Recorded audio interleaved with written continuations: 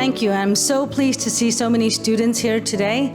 And I'm proud to add that CAPRI is another example of the Asia Pacific stepping up to address cross-border challenges in this time of uncertainty. We have just entered, I think, the second chapter of the new Cold War with Donald Trump's return to the White House. And his arrival obviously requires adaptation and new responses.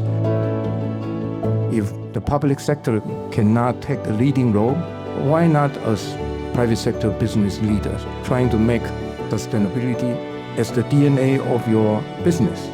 All businesses, especially when they do cross-border business, must also think of the livelihoods of the people where they operate. The key thing is, how can we be trusted by society?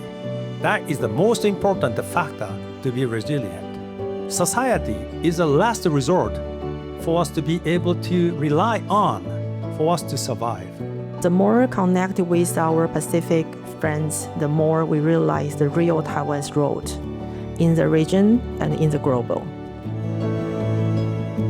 Climate crisis is an issue of fairness and social justice for people.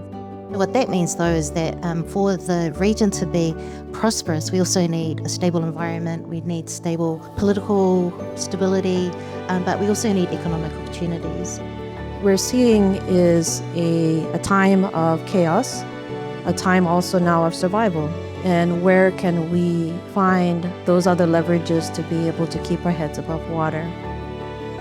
In this age of heightened risk and uncertainty, age of growing distrust and polarization, and an age where democracies are at risk of decline, I think we especially need this space for constructive debate, for serious discussion, and for collective action. What Japan really needs to do is develop domestic national resilience. It also has to figure out how to unleash and unlock untapped resources. The United States needs to go with others everywhere we can and go it alone only when we must. And how that security requires both resilience within the country, but also relationships around the world. The idea here is not to fight more fights, it's to really go back to a softer environment. The runaway globalization of the early 21st century has come with real national security costs.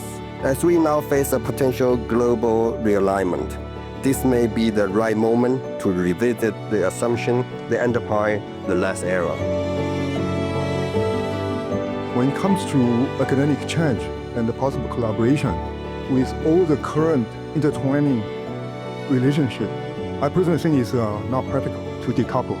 We also need innovation and creativity to design the programs that will attract students and scholars and will enable them to make an even greater contribution, both to their own countries, to their own careers, and globally as well. Now we have a similar circumstance where we're going to see scholars of Chinese history, Chinese politics, Chinese literature and language coming to Taiwan to do their sinology. Taipei is not just a city of systems and technologies. At its heart, it's a city for people. And our greatest strength is diversity. The true measure of power is not really size. It is actually the ability to be resilient.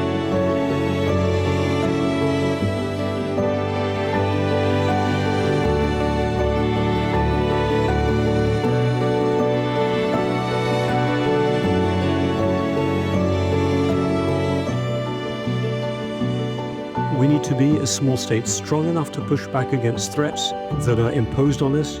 We need to be anchors of a new international society.